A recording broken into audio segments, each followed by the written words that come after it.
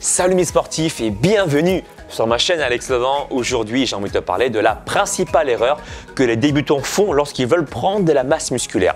Et ce conseil, cette erreur plutôt, va concerner les gens qui veulent aller en salle de sport, mais également les gens qui veulent s'entraîner chez eux parce que tu peux aussi prendre de la masse musculaire étant chez toi.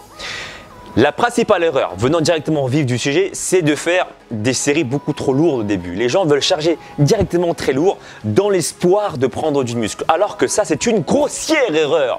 Il faut commencer, mon premier conseil et mon seul conseil que je peux donner, qui soit vraiment concret, c'est de faire des longues répétitions avec des longues séries au début.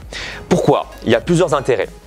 Le premier intérêt, c'est d'avoir un apprentissage moteur entre le cerveau et le muscle pour qu'ils puissent bien se connecter et contracter, utiliser les muscles à plein potentiel pour qu'ils puissent bien se développer. En travaillant sur des longues séries, tu vas donc permettre à ton corps d'apprendre le mouvement pour qu'ensuite il y ait des connexions. Tu vas améliorer ce qu'on appelle la connexion intermusculaire et intramusculaire, c'est-à-dire entre les muscles et même à l'intérieur du muscle.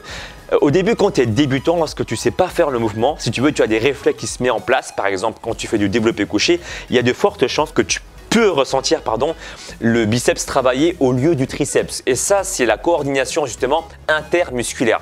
Si tu veux, le biceps va se contracter pour justement freiner la contraction du triceps qui a tendance justement à vouloir se déchirer si jamais tu es débutant. Donc le corps va vouloir se protéger et contracter le biceps par action freinatrice. Il y a même une coordination intramusculaire, c'est-à-dire que ton corps ne sera pas capable d'utiliser toutes les fibres musculaires qui composent ton muscle, parce que n'oublie pas que ton muscle est composé de plusieurs fibres musculaires. Okay, et au début, quand tu es débutant, ton corps il ne peut pas utiliser toutes les fibres musculaires. Peut-être qu'il va utiliser que, je dis une connerie, on ne peut pas calculer ça, mais peut-être 45%, 50% des fibres musculaires qui composent ton muscle. Alors que quand tu seras plus expérimenté, tu vas pouvoir utiliser une plus grosse partie de tes fibres musculaires et ainsi développer plus de masse musculaire.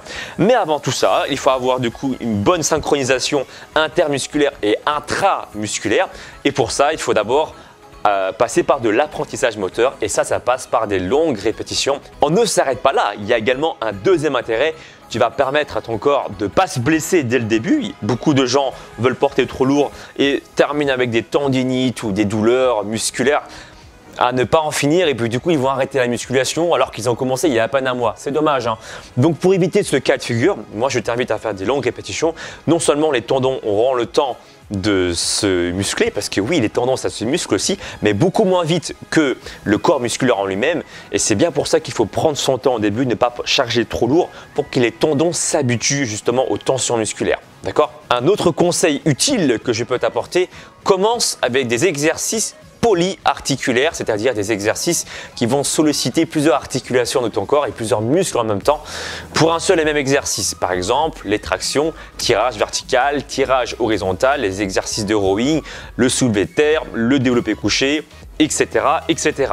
Ces exercices-là vont solliciter beaucoup de muscles en même temps et ça va permettre à ton corps tout simplement qu'il puisse apprendre le mouvement correctement pour que plus tard, ces exercices vont te permettre principalement de prendre de la masse musculaire bien plus que les exercices d'isolation comme les biceps curls ou les extensions triceps, où là ça va plutôt être utilisé un peu plus tard pour des exercices d'isolation pour rattraper par exemple un certain retard ou pour finir une séance de sport. De façon générale, et là je ne rentre pas dans les cas spécifiques de chaque personne, mais pour moi une bonne séance de sport doit contenir au moins entre 1 à 3 exercices polyarticulaires et entre 2 voire 3 exercices d'isolation au grand maximum pour pouvoir terminer ta séance de sport ou pour pouvoir rattraper un retard comme je l'ai dit tout à l'heure. Le dernier conseil utile que je peux t'apporter, c'est qu'un bon programme d'entraînement pour moi, c'est qu'au bout d'une semaine, tu aies travaillé l'ensemble des muscles de ton corps de façon déjà générale.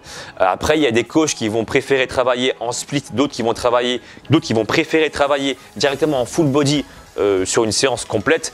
Tout dépend justement des approches de chacun, mais au bout d'une semaine, tu dois travailler l'ensemble des muscles de ton corps. J'espère que mes conseils vont te permettre de bien évoluer, et si tu as aimé la vidéo, n'hésite pas à me le faire savoir avec un pouce en l'air, ça me fera toujours plaisir.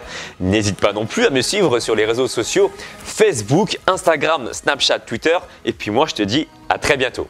Ciao, ciao.